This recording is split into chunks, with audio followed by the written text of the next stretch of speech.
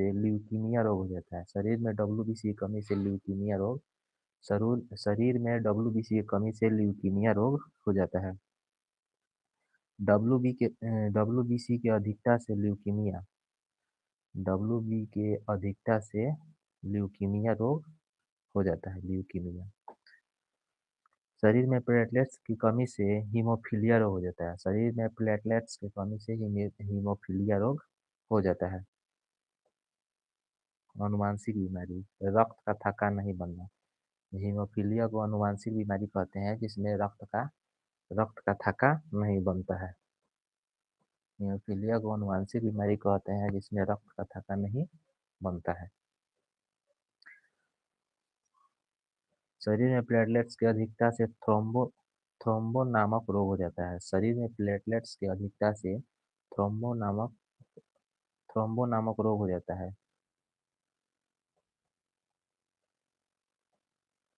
Platelets की अधिकता से थ्रोम्बो नामक रोग हो जाता है जिसमें रक्त थक्का शरीर में जम जाता है। रक्त का थक्का शरीर में जम जाता है। थ्रोम्बो नामक थ्रोम्बो नामक रोग थ्रोम्बो नामक रोग हो जाता है शरीर में, जिससे रक्त का थक्का शरीर में बन जाता है। साफ नहीं लग रहा था।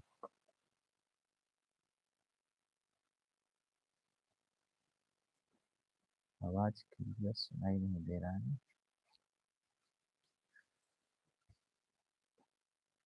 सिकल सेल एनीमिया इस रोग में आरबीसी की आकृति हंसिया या चंद्र आकार का हो जाती है।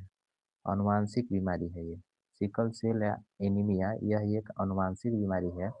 इस बीमारी में आरबीसी की आकृति हंसिया या चंद्राकार की हो जाती है। अनुवांशिक बीमारी है। O2 की परिवहन करने की क्षमता कम हो जाती है। इसमें ऑक्सीजन की परिवहन करने की क्षमता कम हो जाती है। इसके बाद है मानव हृदय। मानव हृदय का पूरा अध्ययन करेंगे, इसमें क्या क्या होता है। संपूर्ण अध्ययन मानव हृदय का। अरे यार, हृदय का अध्ययन कार्डियोलॉजी कहलाता है। हृदय का अध्ययन कार्डियोलॉजी कहलाता है।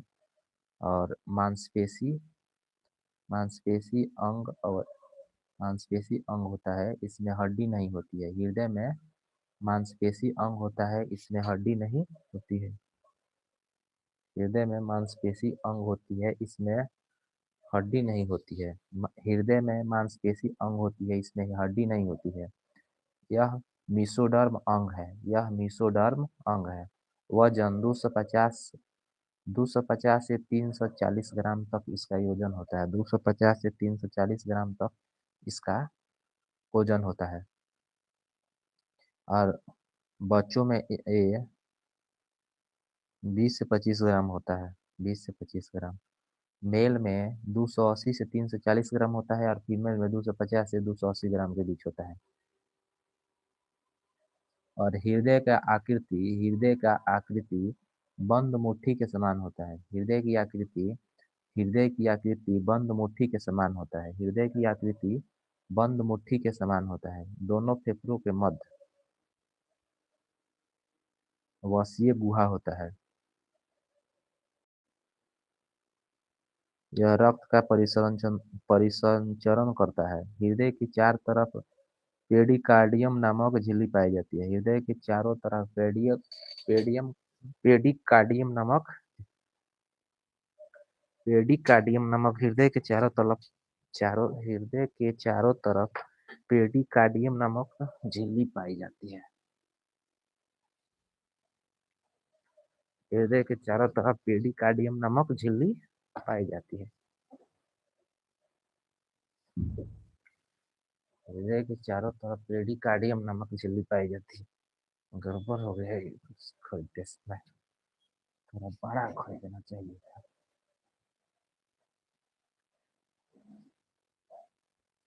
हृदय के चारों तरफ पेडिकार्डियम नामक झिल्ली पाई जाती है। हम्म, इसका निर्माण कक्ष आलिंद ऊपरी होता है, ऊपर आलिंद होता है और नीचे निलय नीचे होता है। ऊपर आलिंद होता है और नीचे निलय होता है। ऊपर आलिंद होता है, नीचे निलय होता है। अब इसमें पूछा यह है कि मत्स्य दो कक्षीय होता है, उभयचर तीन कक्षीय होता है। मत्स्य जो होता है दो कक्षीय, उभयचर तीन कक्षीय। उभयचर में क्या क्या आ जाता है? हम्म, उभयचर, उभयचर पक्ष, पक्षी, पक्षी प्लस स्तनधारी में चार कक्ष होता है, दो आलिंद और दो निलय होता है।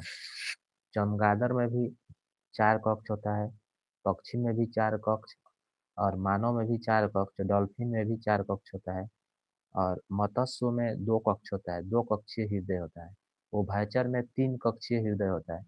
जिसमें तीन कक्षीय हृदय होता है उसमें दो आलिंद और एक निलय होता है। जिसमें तीन कक्षीय हृदय होता है उसमें दो आलिंद और एक निलय होता है। उसके बाद है सरीसृप। उसके बाद है सरीसृप, उभयचर सरीसृप।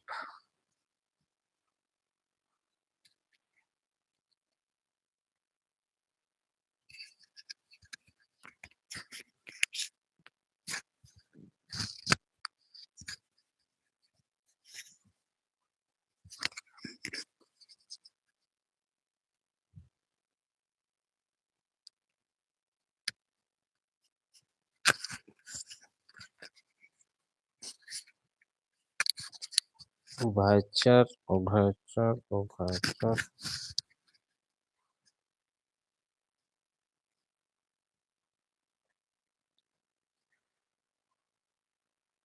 चमगादड़। मत्स्य में दो कक्षीय हृदय होता है, मत्स्य में दो कक्षीय हृदय होता है। उभयचर में तीन कक्षीय हृदय होता है, और उभयचर प्लस सरीसृप में तीन कक्षीय हृदय होता है। और पक्षी स्तनधारी, पक्षी स्तनधारी, चमगादड़, डॉल्फिन में चार कक्षीय हृदय होता है। केंचुआ के हृदय में आठ कक्ष होता है, केंचुआ के हृदय में आठ कक्ष होता है। और तिलचट्टा के हृदय में 13 कक्ष होता है। केंचुआ के हृदय में आठ कक्ष होता है और तिलचट्टा के हृदय में 13 कक्ष होता है। मत्स्य के हृदय में दो कक्ष होता है। और स्तनधारी के हृदय में चार कक्षीय होता है। सरीसृप के हृदय में तीन कक्ष होता है। हृदय की झिल्ली को पेरिकार्डियम, हृदय की झिल्ली को पेरिकार्डियम कहा जाता है। हृदय के झिल्ली को पेरिकार्डियम कहा जाता है। हृदय की झिल्ली को पेरिकार्डियम कहा जाता है। मानव हृदय में दो आलिंद और दो निलय होता है। मानव हृदय का कक्ष बनाने वाली ऊतक सेप्टम कहलाता है। मानव हृदय का कक्ष बनाने वाली ऊतक सेप्टम कहलाता है। मानव हृदय के बनाने वाली को सेप्टम कहा जाता है, को सेप्टम कहा जाता है।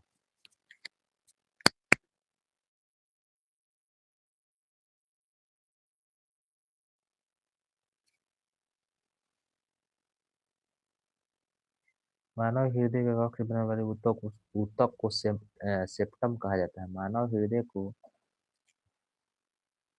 बनाने वाली को सेप्टम कहा जाता है, सेप्टम। मानव हृदय की का कक्ष बनाने वाली ऊतक सेप्टम कहलाता है। मानव हृदय में दो निलय और दो आलिंद होता है। नोट: एडेनिलिन, एडेनिलिन हार्मोन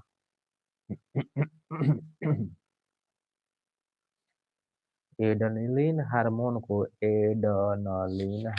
को पूर्व और आपातकालीन हार्मोन के नाम से जाना जाता है। एडेनिलिन हार्मोन को आपातकालीन हार्मोन के नाम से जाना जाता है। एड्रेनलिन हार्मोन को आपातकालीन हार्मोन के नाम एड्रेनलिन हार्मोन को आपातकालीन हार्मोन के नाम से जाना जाता है। एड्रेनलिन हार्मोन को आपातकालीन हार्मोन के नाम से जाना जाता है। एड्रेनलिन हार्मोन को आपातकालीन हार्मोन के नाम से जाना जाता है। रक्तवाहिनी, रक्तवाहिनी में आते हैं ब्लड वेसल्स, धमनी। यह शुद्ध रक्त का परिसरण करता है। यह शुद्ध रक्त का परिसंचरण करता है। यह शुद्ध रक्त का परिसंचरण करता है हृदय से कोशिकाओं तक। यह शुद्ध रक्त का परिसंचरण करता है। यह शुद्ध रक्त का परिसंचरण करता है हृदय से कोशिकाओं तक। अब आ जाइए। सीरा, यह अशुद्ध रक्त का परिवहन करता है कोशिका से हृदय तक। कोशिका से हृदय तक, हृदय से कोशिकाओं तक, एक कोशिका से हृदय तक। हम्म। अपवाद, फुस्फुस धमनी यह अशुद्ध रक्त का परिवहन करता है। फुस्फुस धमनी यह अशुद्ध रक्त का परिवहन करता है हृदय से फेफड़ा तक। फुस्फुस शिरा शुद्ध रक्त का परिवहन करता है कोशिकाओं से हृदय तक। इसमें उल्टा हो जाता है। यह शरीर के आंतरिक हिस्सों में पाया जाता है। यह शरीर के बाह्य परत त्वचा के नीचे पाया जाता है। धमनी, इसकी नली संकीय होता है और इसकी दीवार मोटी होती है। इसकी नली संकीय होता है तथा इसकी दीवार मोटी होती है। और शिरा, इसकी नली चौड़ी तथा दीवार पतली होती है। ब्लड प्रेशर लो, और धमनी का ब्लड प्रेशर हाई होता है और शिरा का ब्लड प्रेशर लो होता है। कपाट नहीं पाया जाता, इसमें कपाट पाया जाता है। इसमें कपाट नहीं पाया जाता है धमनी में, और शिरा में कपाट पाया जाता है। केशिकाएं, केशिकाएं कैपिलरीज, केशिकाएं कैपिलरीज यह बहुत पतली नली होती है।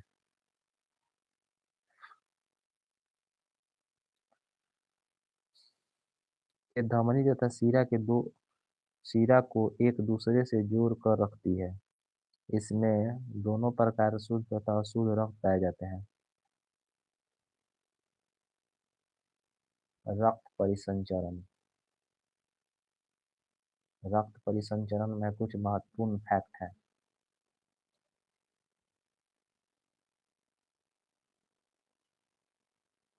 बॉलवा के बुत होता है।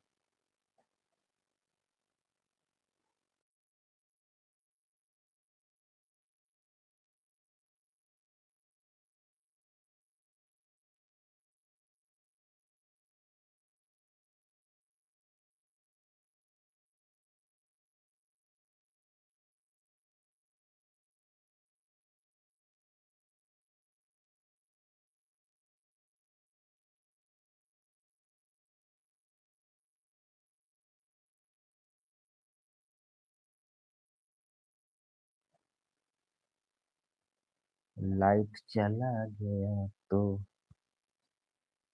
केशिकाएं कैपिलरीज यह बहुत पतली नली होती है। यह धमनी तथा शिरा को एक दूसरे को जोड़ कर रखती है। इसमें दोनों दोनों प्रकार शुद्ध और अशुद्ध रक्त पाए जाते हैं। महत्वपूर्ण, कपाट के खुलने तथा बंद होने पर लब-डब आवाज उत्पन्न होती है। कपाट के खुलने तथा बंद होने पर लब-डब की आवाज उत्पन्न होती है। कपाट के खराब होने पर मर-मर की आवाज उत्पन्न होती है। मर-मर की आवाज उत्पन्न होती है। नीले की दीवार आलिंद की अपेक्षा मोटी होती है। नीले की दीवार आलिंद की अपेक्षा मोटी होती है। नीले वेंट्रिकल के संकुचन से महाध्वनि पर उच्च रक्तदाब होता है, जिसे सिस्टोलक कहा जाता है। सिस्टोलक कहा जाता है। 120 होता है, जिसे नीलय के फैलने से निम्न रक्तदाब होता है, जिसे डायस्टोल कहा जाता है। डायस्टोल, सिस्टोल ऊपर वाला और डायस्टोल नीचे वाला जो कहा जाता है 120/80 होता है। Blood pressure, systole, diastole. इसको मापने के लिए स्फेग्नोमैनोमीटर का प्रयोग किया जाता है। धड़कन को सुनने के लिए स्टेथोस्कोप से मापा जाता है। स्फेग्नोमैनोमीटर द्वारा मापा जाता है। स्टेथोस्कोप से धड़कन सुना जाता है। 1 मिनट में 72 से 80 बार धड़कता है और बच्चों में 150 बार लगभग धड़कता है। बच्चों में 150 बार लगभग धड़कता है।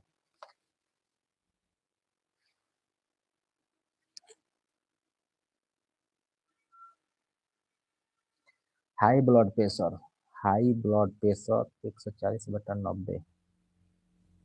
140/90 को हाई ब्लड प्रेशर कहा जाता है। 90/60 हाई ब्लड प्रेशर कहा जाता है। 100 140/60 को 140/90 को हाई ब्लड प्रेशर कहते हैं। Hypotension, hypertension, hyper hypertension, hypotension. 190/60 को हाइपोटेंशन कहा जाता है। हाइपरटेंशन,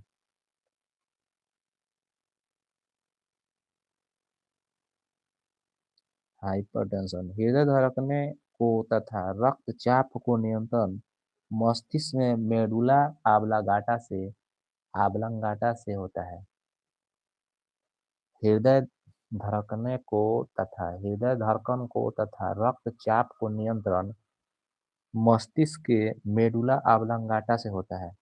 मस्तिष्क के मेडुला आब्लांगाटा से होता है। मेडुला आब्लांगाटा से होता है।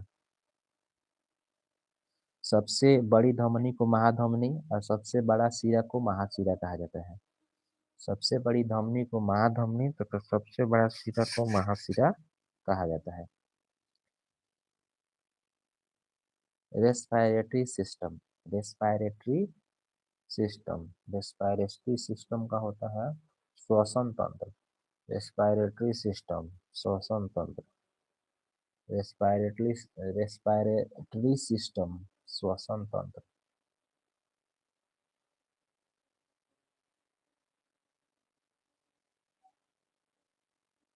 रेस्पिरेटरी सिस्टम, श्वसन तंत्र।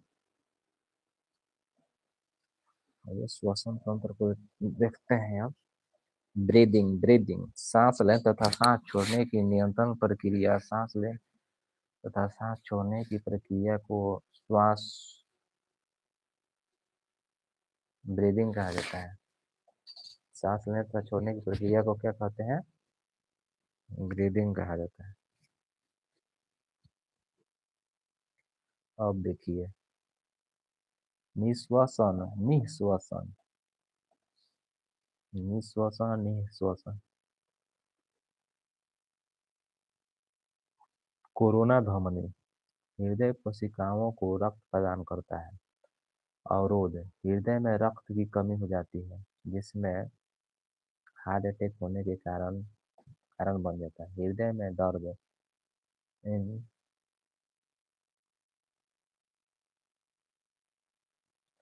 एंजियोफ्रैक्टोसिस कहा जाता है।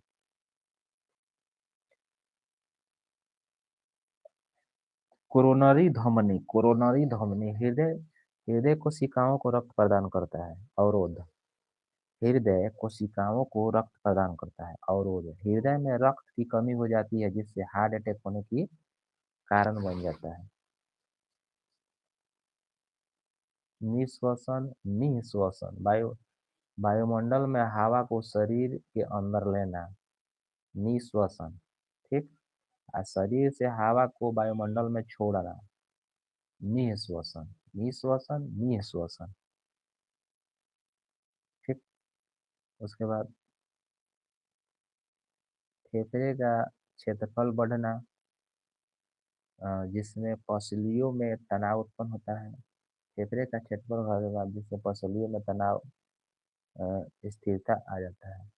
डायफ्राम नीचे की तरह जाता है जिसे आमाशय अंदर आता है। डायफ्राम नीचे की तरह जाता है जिससे आमाशय अंदर आता है। डायफ्राम ऊपर की ओर जाता है जिससे आमाशय बाहर की ओर आता है।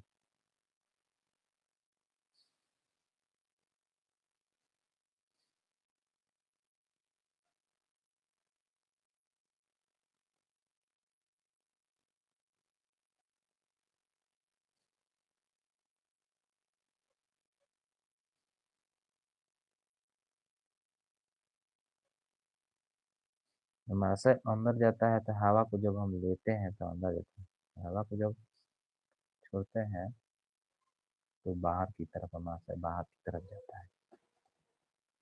श्वसन, रेस्पिरेशन।